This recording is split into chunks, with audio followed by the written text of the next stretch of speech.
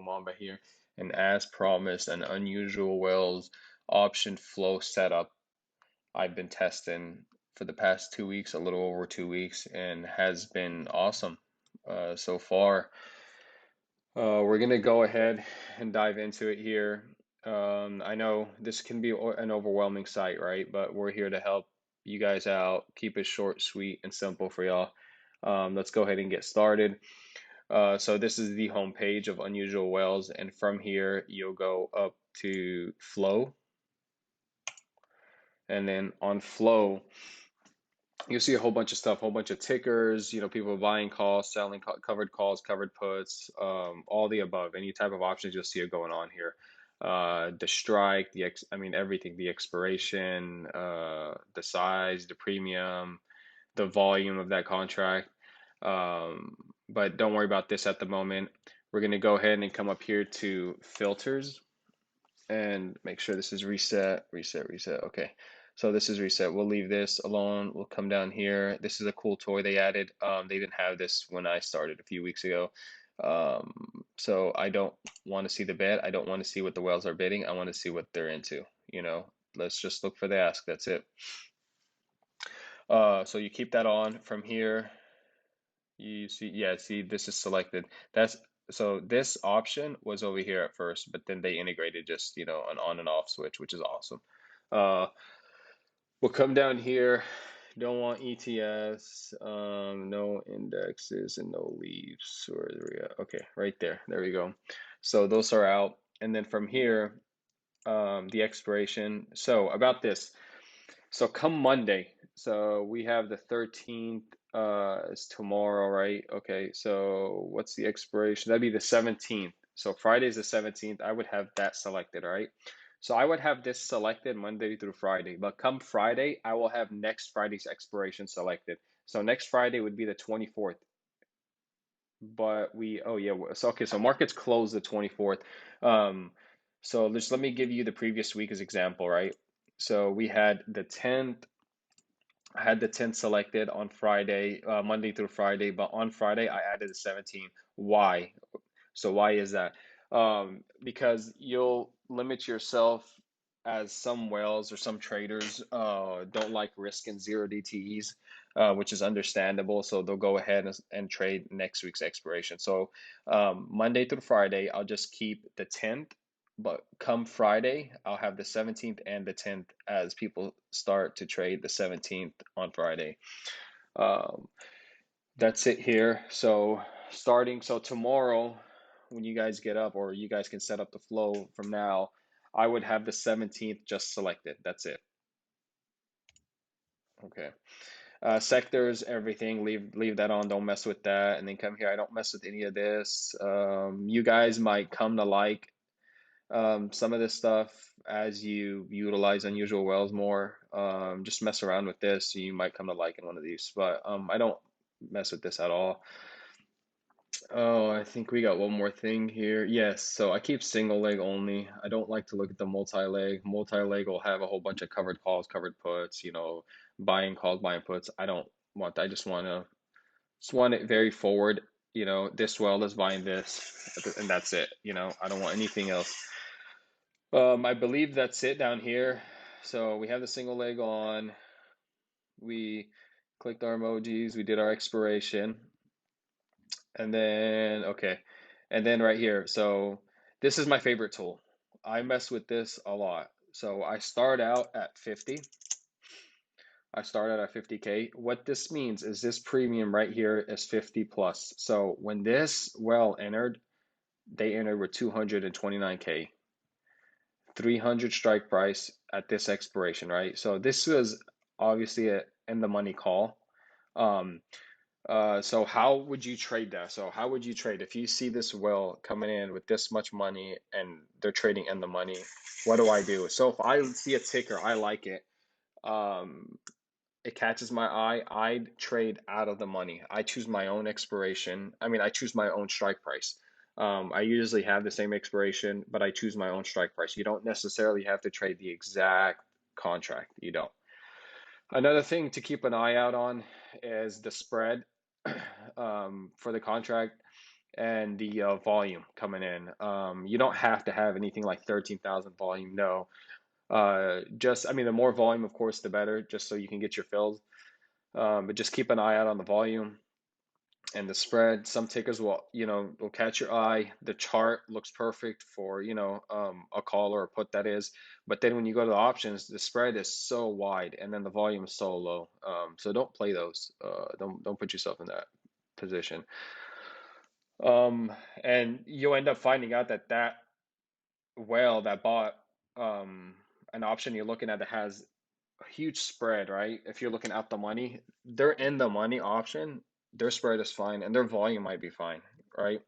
Yeah, so just keep an eye out on that. Keep an eye out on spread and volume. Okay, so from here, so this is my favorite tool I mess with. So 50K, I want 50K plus. I want to see what the whales are getting into, right? I do mess around with this a lot. I drop it down to 20K, minimum 10K sometimes. But a lot, it's between 20 and 50K. That's it. Spot range. I used to use this. I think a lot of you guys will love this right here. So what this is your contract. So what are you looking for? I know a lot of traders will like trading uh, contracts under a dollar. So this is what that does for you. So let's say you put a dollar, right? So every contract you're viewing is under a dollar. See, dollar 65, 54, 75, 60, right? Um, so that's a cool tool, and I know a lot of people will start to use that spot range tool. But I don't use it. I used to keep it at a dollar. Reason is because it just limits me to what whales are getting into. Not that it doesn't matter to the whale what the contract price is at, but knowing they have that much money and knowing a lot of their moves are in the money moves, which are going to be over a dollar, I don't want to limit myself and miss out on a trade. So I keep this at zero. Well, not zero, but nothing basically. I just leave it there. I don't mess with it anymore. But when I do see a trade, of course, that's like, I mean, look at this, $168 per contract, right? I don't go and buy this, of course. I don't. I look at my own uh, contract, my own strike price, that is, and trade from there. So from here, let's see. Okay, let me guys go ahead and try to give you guys an example. I think Thursday, was it Thursday? So this is the time range as well right here. So this time range, you can go back. Actually, this is something you guys should do. So go back to any day. Let's say you traded something and you lost on it, right? Or you gained on it. Just go back to that exact date, type that ticker in, and then see the volume that's coming in. Mess with it. Maybe start from 5K, then go up and see that exact time because you can see the exact minute to the second even um, uh, of the positions entered. So do that. So that's good practice. Practice before you start using this actually. Just go back to trades you've taken, look at what's going on, look at the flow, and then go back and analyze your chart. Uh, that's what I started to do at first, especially when testing this out, is I would just look at random takers that would come in and then go look at the chart. I wouldn't take a position at first, uh, just so I'm able to teach myself, like, okay, so what's going on? This well's coming to buy here. Why is this well buying here? Go and analyze your chart. Please don't look at a flow and then go ahead and buy it. Don't see, okay, Apple put someone put 82K put, okay, that means Apple's going down. Let me go ahead and grab a put. No, don't do that. Do not do that because you will blow your account. Always, you need to analyze your chart. Please, please, please analyze your chart. Just go back, look at it, quick analysis on it. What I do usually is if I see a ticker, so let's say here, we were going to show you guys one. Let me see, the ninth. I think it was on the ninth. I traded, I think it was Citigroup. Let me see real quick. I put this 8:30. Let's do that. And then Citigroup, let's see, was it? Yeah, so this was, okay, perfect. So this is Citigroup. So what happened is I got this flow, right? I saw these two come in, 114K, 114K. They were buying calls. So, I mean, that's interesting. What you see usually on the flow is Tesla Amazon, large caps, right? Microsoft come in, Apple. You'll see a whole bunch of those flows. But what I what I look out for is tickers that are not often in there, right? Are not often popping up on the flow, right? So this was one of them. So Citigroup popped up, and I said, okay, this is interesting. Right away I saw this, not even I think the same minute. I went and looked at the chart. What I do is I eye the daily, drop some major support or major resistance, whatever the flow is going. But with this specific trade, I came out at the daily and saw it approaching major support or at major support. I forgot what it was. I drew that line and then I went in the 5 minute. And then actually at the 5 minute, it bounced off of that major support. So it triggered me to get in the trade. I got in the trade and it was a quick 40%er, but this trade had ran over 100%. Um, a gain is a gain. Don't ever wait and chase those 100%ers. Take your profit and run. Uh, so this was a great example, but let's go back, show you real quick. Okay, so you see Tesla, Nvidia. You'll see a whole bunch of Amazon, Tesla. These swells are just day trading this. These swells are day trading these stocks because they're volatile. They're great day trade takers, right?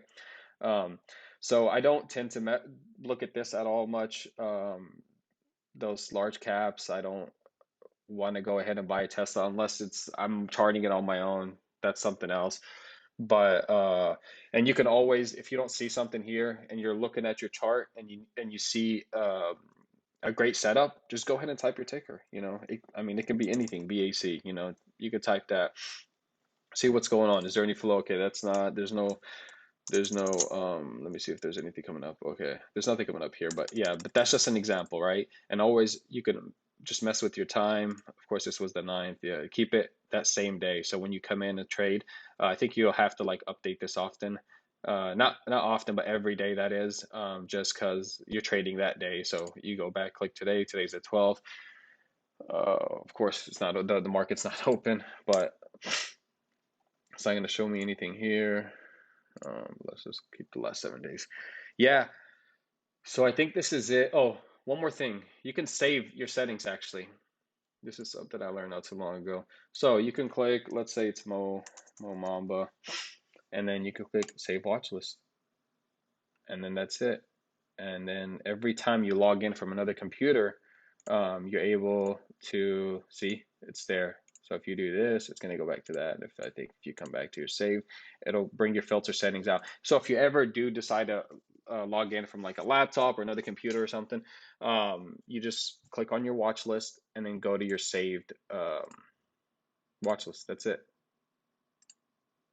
And then your settings are there. That's it. They're all there, I believe. So yeah. So this is a great tool, but again, please let me emphasize on the fact that do not just trade based on the flow. Please don't do that. Go back, look at the chart, see what's going on, and either enter the trade or don't. But don't FOMO. Don't FOMO just because you see V finally pop up. Okay, oh, that might mean something. No, don't do that. Always analyze your chart. If you guys have any questions, go ahead, leave them in the comment below. Feel free to DM me on Discord or Twitter. We'll have those links in the description. I hope this was informative for you guys. Again, any questions, go ahead and reach out.